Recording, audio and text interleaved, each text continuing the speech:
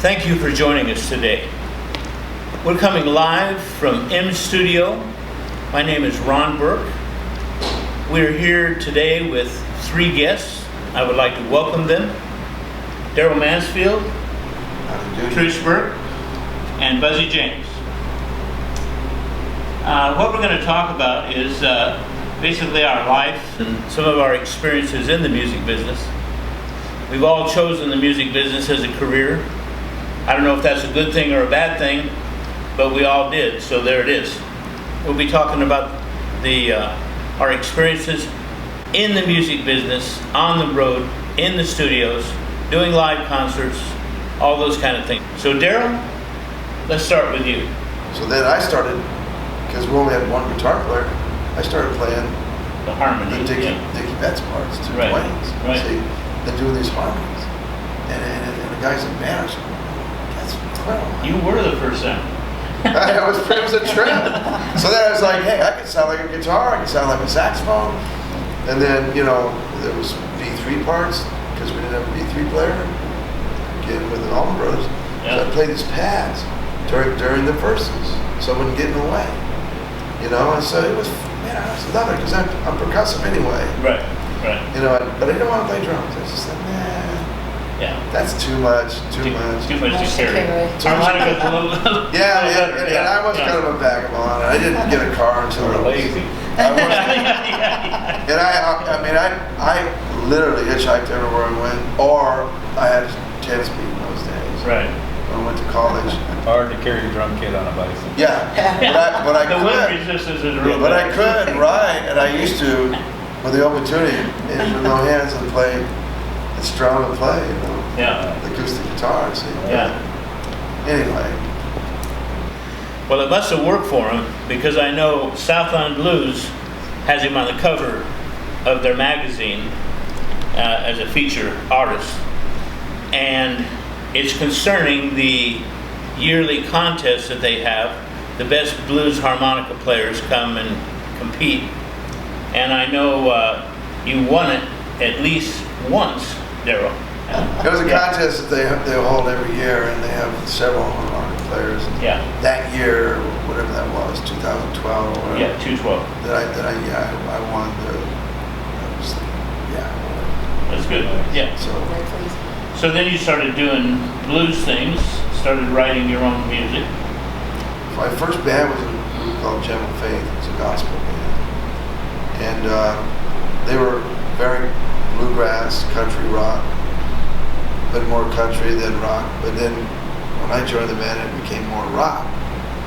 And so, you know, then we toured all over the world. You know, we had a song that was really big in England. In fact, I always tell everybody, I played the Royal Albert Hall, and it's been downhill ever since. You know. That was That's a hard place to start. 1978, you know, or 77 or something. But yeah, it's like, you know, but yeah, I mean, I ended up getting a record deal, did a solo album after that, just as Darrell Mansfield. Was that the one? Was that Victor Parati? Did Victor help you with? No, Victor. That was the second album. It was Polydor. Right. But Higher Power was my first solo album. That was with Maranatha Music, Skip Conte.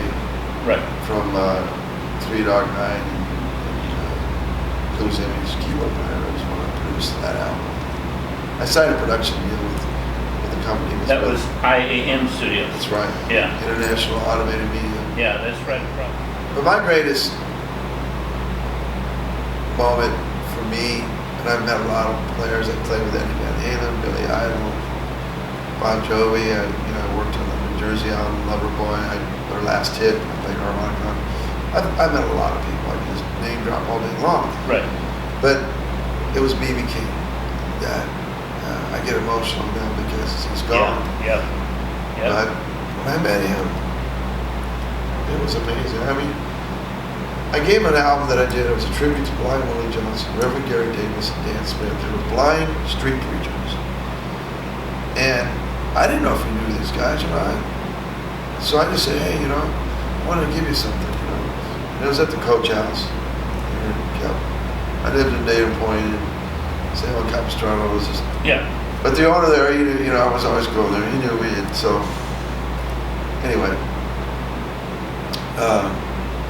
so I get to meet Beebe, and I just gave these. And he was going. I said, you know who these guys are? He goes, Darrell, are you kidding me? Those are my heroes. He said, I grew up in church. This is what I want to do. You're doing what I wanted to do, you know. Right. And he goes, we got to talk. So I said, come on, let's sit. And he goes, I wanted to play, but the church wouldn't pay me nothing. He goes, I had to go out to the street. You know, I took my love of the music, and he says that I couldn't sing gospel because they wouldn't pay me nothing in the clubs for it. And they wouldn't rock. They wouldn't sing about this and that. Exactly. And he was really very emotional about it. And I'm going, wow. And he goes, listen to me. He goes, Darrell, he goes, don't you ever apologize for gospel, because there would be no blues today without gospel. Absolutely. Gospel came first. Yeah.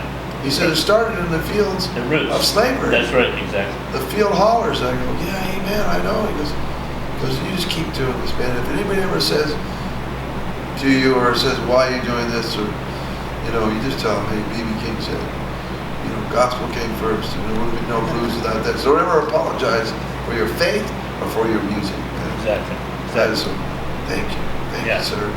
Yeah, that's heavy coming from him. I know when he passed, I know Eric Clapton and a lot of people that was a sad time, you know.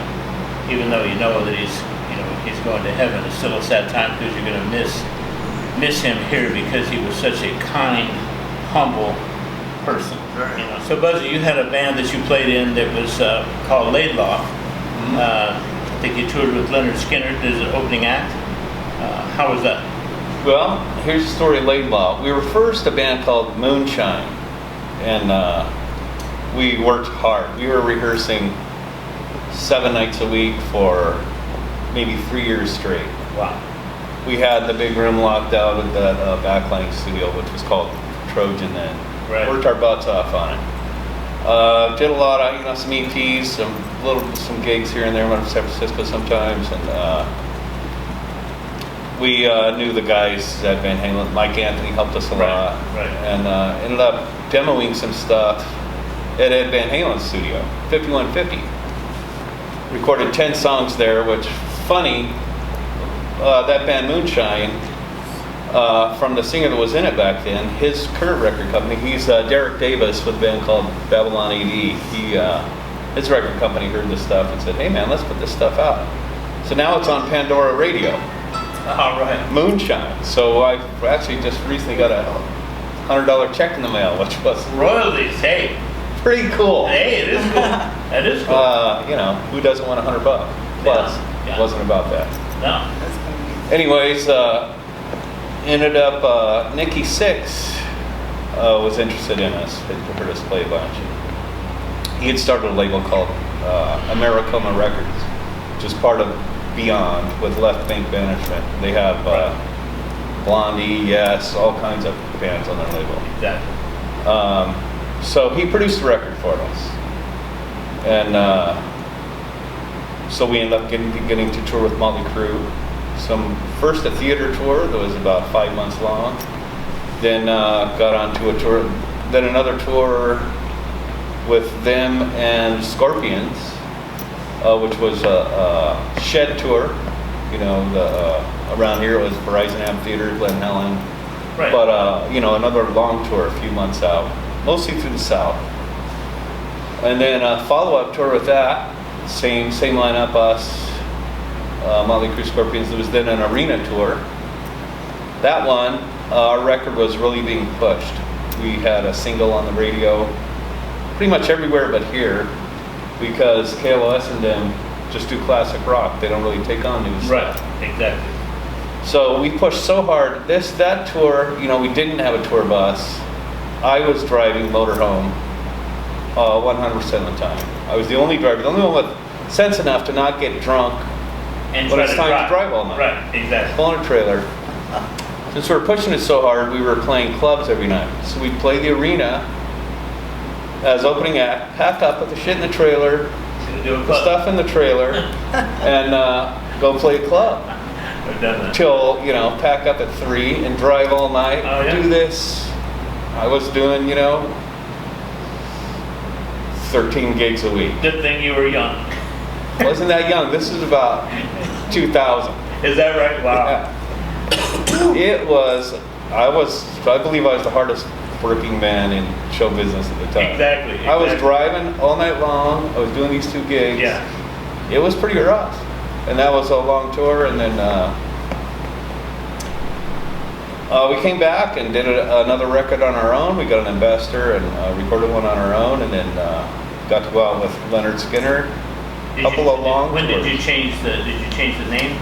The Moonshine thing. So when Nikki Sixx started recording us, we were doing this record. We had been in the studio a couple months, and it was time to release it. And he said, "Hey, we've got these contracts, and there's a band in the Netherlands that owns Moonshine."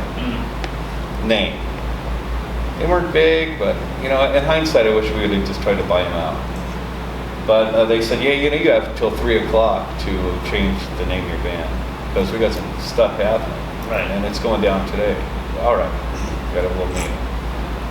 So the singer, whose name was Tommy Laidlaw, someone suggested, "Hey, let's use Laidlaw." And I said, this guy's already got kind of an ego. This is not going to work in our favor. Naming the band after him. Right. And he's kind of a drunk, It'd be like a solo artist. We were all drinking. Yeah, it'd be like a solo artist thing, and you guys work for him. Yeah. So anyway, I said, "Oh no," and Tommy's saying, "Oh no, it's not gonna be a problem. Everything's cool." We get out on tour. Sure enough, about a month and a half into a tour, Tommy's drunk and he's trying to get back to the backstage area, and a security guard didn't know him, and he goes, "F you, I'm Tommy Laidlaw. This is my band, Laidlaw. I am Laidlaw." And then on the stage he's saying, "I want to thank my group for backing me up." And so he got taken aside, and his name got legally changed to his middle name. He's now Tommy Roberts. We had to steal his last name from him. He'd go, "Are you feeling it?" Which actually worked out. Yeah. Kind of a funny story. So anyway, the band moved toured on. with Leonard Skinner. What was that like? Super, super cool. So we got a couple of long tours with them, like a 4-month and a 5-month tour. The second one was them, ZZ Top, and us, and it was arena tour. We played, and ZZ Top and Skinner. And every night, when we're driving, you hear. We fortunately had a bus then. Right. When they would advertise on the radio, they'd say the way they worded it, which was this promotion they had done in LA, and it went through the whole country. It sounded like Skinner was going to hit the stage at 9. Well, anyways, we were, and we had full house every night. So really cool. Great. Other tours, opening act, people are filing in. Yeah. So that was just so cool, and the lineup with Skinner at the time was, Billy Powell was still there. Yeah. And, great keyboard player. Yeah, Rossington was cool. It's cool to chat with those guys, because I say to Gary, Oh yeah. What's it like to wear? Really, why are you still doing this? Because you have this whole catalog. You're financially cool, and you seem to not always want to have to go through this day. Exactly. He says, "Well, when you saw us in the '70s, I was getting 10% of a $7 ticket. Well, we're all sober now. We're getting 90% of a $100 ticket, basically, or whatever the ticket was. But right. It's a big moneymaker. All these guys that were big then, are getting so much money. As opening act, we weren't. We were pretty much in debt. Spent a lot of money recording. Had investors we had to pay back. But and still to this day, I was never in it for fame or fortune. It's not something I strive for. I love that stage time. 23 hours of hell. 45 minutes of heaven on that stage. Yeah. I know in 2005 you did a special event at the Staples Center.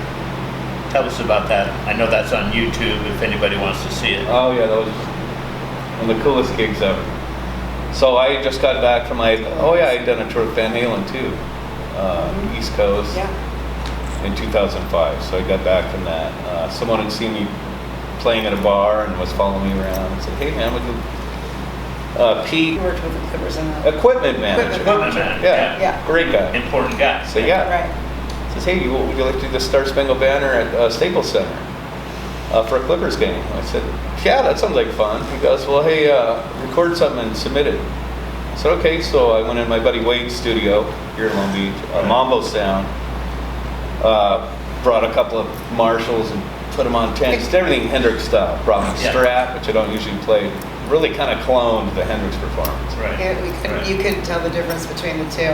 He I fooled could- me. Yeah. He played it and then played that, and I was like, Which one is it? I can't tell which Same one like it that. is. Yeah. And I had to move out of the way of Really the kinda cloned it. amps because it was so, just full on.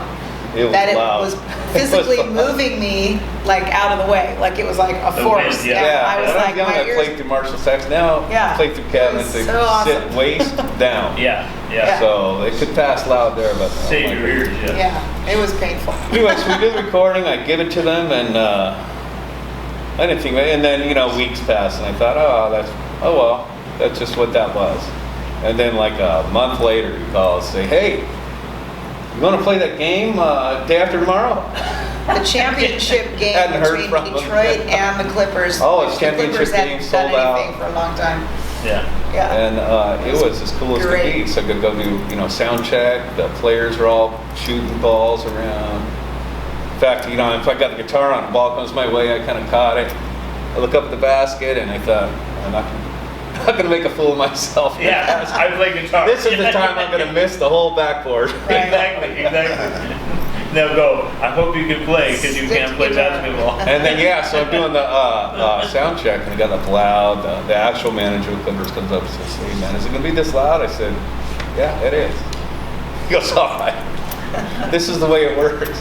Well, anyways, I thought I'd do a little bit different, so I brought a dobro, but plugged into my Marshall with a wah-wah pedal. Do something more unique with it. Right. I was making mistakes at the sound check.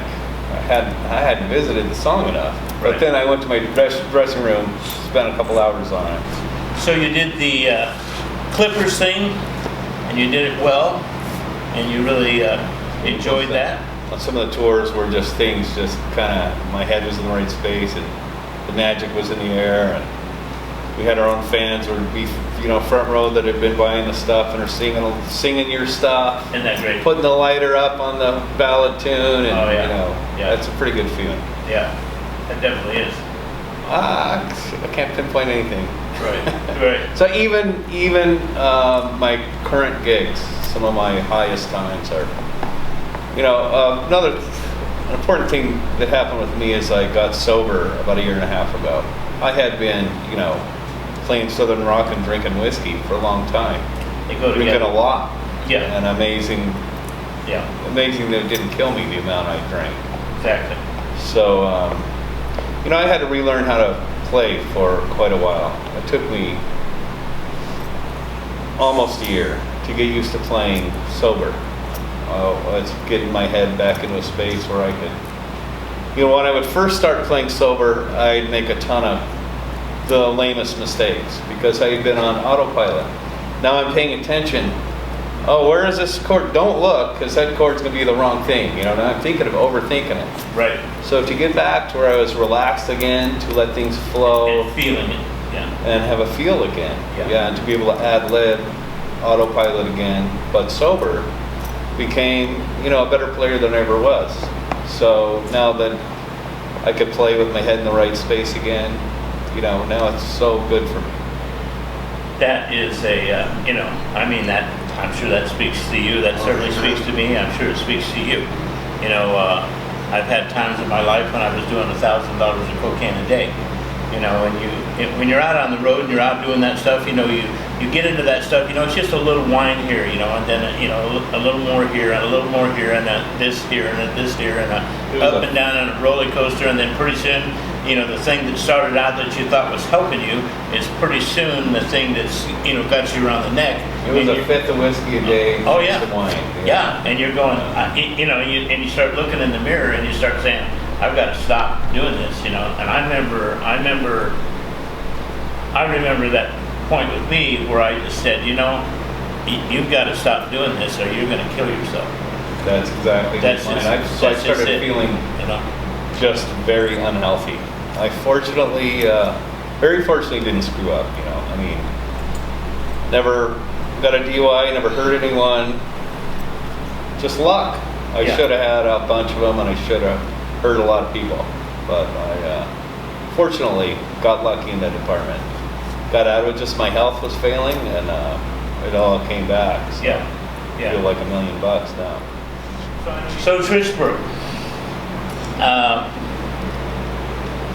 your influence, the age that you decided to, that you really realized that you liked music and things. I know you started as a singer, and tell us about, your influence as you were growing up, and what you thought about the whole thing. And if you've never heard her sing, you're in for a real surprise. Yeah. Thank you. This lady can sing. Man, she can sing, and you will hear it. I'll tell you what. When I hear people sing, there's certain things that they do and everything like that, and it's good. It's a 1, 5, or 7. She's a 10. She is definitely a 10, and in style, and in range, and able to cover it. Totally professional, and the thing that I like most, humble. So. From up there, so. Yes, it is. Yeah, I kind of Well, was some born, people have soul, born to some that. people don't have soul. Yeah, That's She's got right. soul. I have Boy. freckles, but I do have soul I mean, for you sure. know, this Yeah. white girl can sing. Oh, Right, yeah. Oh, I've yeah. had some of Yeah. my soul sisters tell me that. Yeah, exactly. They came up and went, "You're a white girl." Exactly. That's Yeah. what Like- to do that. I'm just Where'd that singing. come from? That's where Yeah. it came. That's what I like. But anyway, your influences, and when you knew that you were gonna start doing that, and Well, I always loved music. I was kind of born that way. So, and someone in my house was a musician as well, my dad. And between the putting me in the garage in my baby seat because I was wide awake at night, and the band was in there playing, and so I was just kind of part of the band in my baby seat, and then singing backgrounds at like 5 years old with your band in the garage again, recording and all the stuff. That's kind of, it's always been a part of my life. Singing in church, I sang in church. Glee club in school, played the drums in the elementary school band, just the one snare and She's not a bad drummer. the bass drum, so I had a rhythm. They didn't give me a whole set, but nobody had a whole drum kit at that point. It was just kind of the band in elementary school. So, that kind of stuff. I just always had something going on. All my friends, I hung out with the musician people. So I'd always be singing or playing a guitar. Your Standell Custom, the white guitar with the fuchsia plexiglass or red, whatever Red, color it was. yeah. I would take your records and put them on the record machine and record player, excuse me, and just play like Led Zeppelin, Jimi Hendrix, and I just take the needle and go and keep rewinding it and trying to learn. I can only play by ear or anything by ear. I don't really know how to read music ever. I've never tried to, and don't see myself learning how to do that in the future, but I know how things should sound, so I've always really enjoyed, I love music. Music marathons all night long with every record in your collection, like from Robin Trower to the Allman Brothers to Johnny Winter, yeah, we used Cream, to Hendrix, do all that. I did. We went through everything, Yep. and other stuff too. Yes, and Styx, and just anything. Can't even name all the records. There's so many. Iron Butterfly, all the good stuff. So I had good taste in music because a lot of the stuff when I was in my time of growing up was when I was more of a teenager. It was like the late 80s and 90s. So there was good music, but I liked the older stuff better because that's where the guitar was, that's where the singer was. You know, Hard Rubber Plant, you know, Jack Bruce, Hendrix, Janis Joplin, of course, Grace Slick. I mean, can't tear up talking about both. Janis Joplin for sure, one of my favorites for sure. Just what a person, what a soul and strength, and just, I mean, amazing. So definitely love that music. So yeah, exactly. I can cook really good and I can play music. So that's what I like to do. Those two items make me very happy. So I remember you. Playing, singing. Some of the first times I heard you really sing with a band was at a club with a band called Tango Nato. Yeah. And they used to call her up, and she would sing a couple of songs. Do you remember? Yeah, I would sing White Rabbit and what was the other one? Oh, Mary Had a Little Lamb Blues, Stevie Ray Vaughan. A little bit faster than he does it. Yeah. Larry Bustamante a great, like Eric Clapton type guitar player, good friend of ours, really good friend. Yeah. Family member, basically. Yeah, yeah. And really great guitar player. Yeah. And so, yeah, he'd call me up there, my legs would shake, I wouldn't want to look at the audience, and it was weird because I was like, I wasn't old enough to be in the place, first of all. I was not 21, and it was a nightclub that they played in, and their band is amazing. And at the time, they were the thing. Oh, they lasted for a long time. How many years? They've all done stuff and gone on to do other things right. professionally in the industry. But yeah, I used to sing with them a lot, and it was kind of my first like big girl experience. Yeah. At like 18. Thank you. Okay, so you started you sang, and now you're with Buzzy James Trio, featuring Trish Burke. And how long has that been together?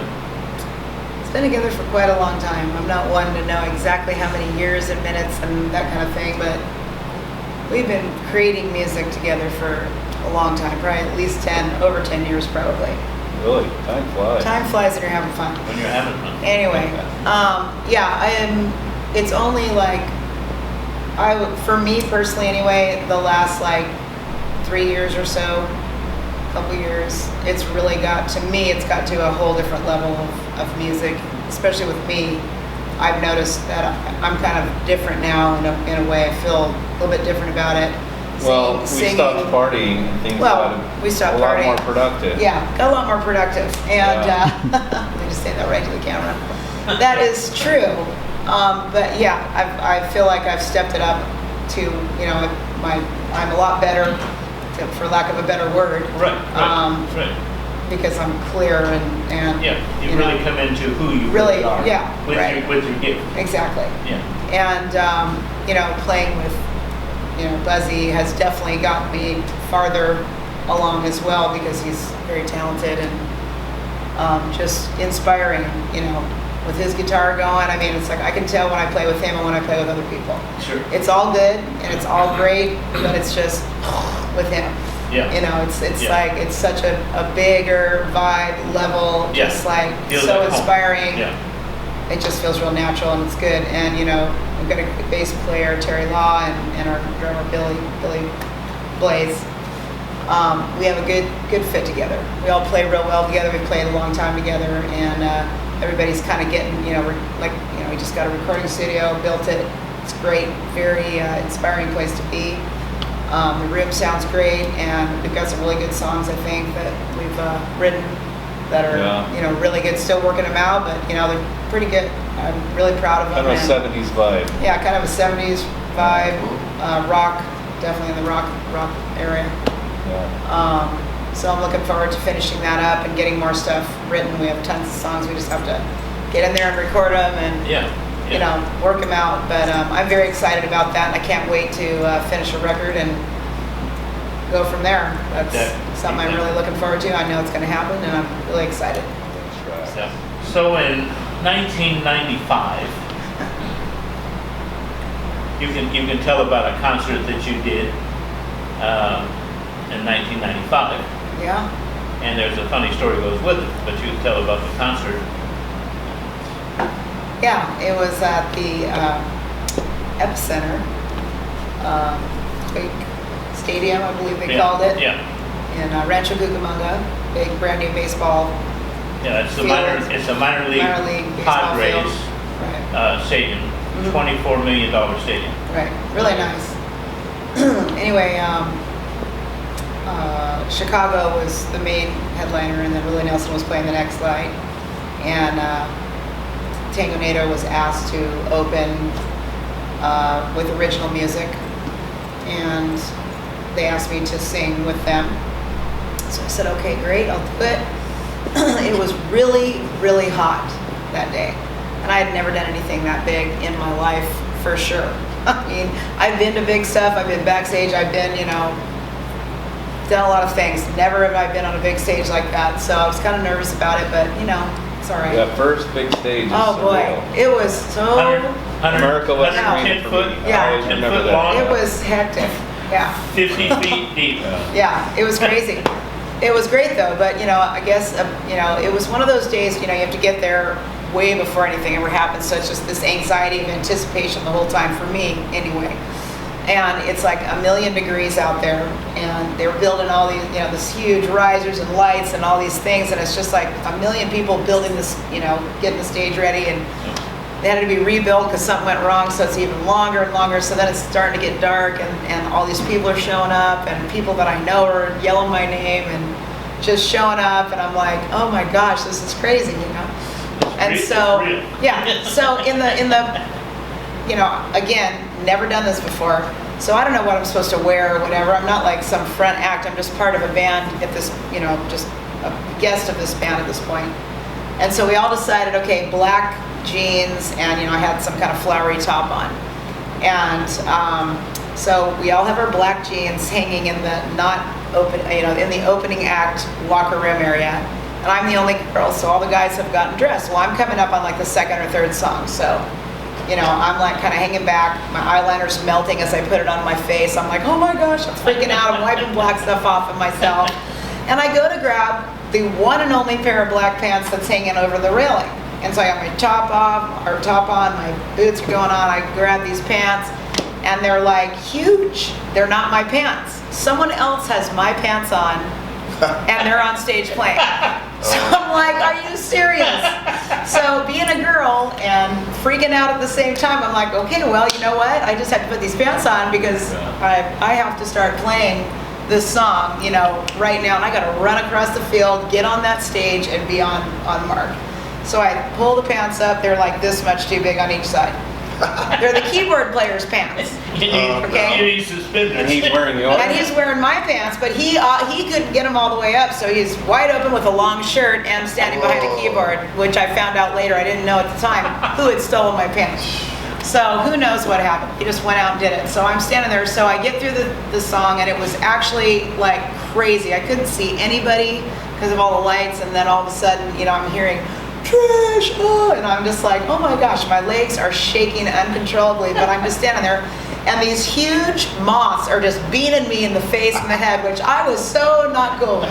I don't like bugs flying at me. I don't care about bugs if they're away from me, but hitting me in the face, and I'm just singing, I'm being professional, I've got too big of pants on, I'm sweaty, the moths are hitting me in the face, and I'm singing, and I was stoked, because it was, all of a sudden I hear my voice come out of this big monitor, I'm like, it was shocking. And then I got done with that, and I was just like, like for 3 days. I was like on the ceiling, just so high off the experience. Wanted to kill Matt for having my pants on, for sure. But one of the guys in Chicago's road crew or whatever was at the back of the stage getting ready to, roll their stuff on whenever it was their turn. And as I walked off, he said, "You're really good, but you really should try to dress a little, sexier maybe next time." I was like, yeah, these aren't my pants. So that was my funny story. One and only funny story that I can think of. But yeah, that was a great experience for me. Totally wanted to do it every single day from then on for the rest of my life. So I started playing guitar and trying to write songs and coming up with things, and, did some stuff with Larry and some other really good musicians that were basically for hire. Just kind of sitting in and doing stuff. Got through some kind of a half of a CD, but it kind of just, ended and didn't really finish it, which happens sometimes. And the songs were really good for the time, I thought. But now I'm in a much better situation where things are. I've developed a lot more, which I needed to do anyway as a person and as a musician, and now I'm ready to do that. If you're in the same It's situation more realistic now. yeah, it would More feel- realistic now. You'd feel a lot more comfortable, Yeah. Learned a lot from Buzzy James, for sure. I've learned a lot from you, from his experiences, from him kind of guiding me through certain things that we've done, that were a little bigger than what I do normally. And, of course, your stories and your guidance as well. Watching it, living it, growing up with it, seeing it. So it's definitely what I want to do. If I could do it every day, it would make me really happy. The three of you have all played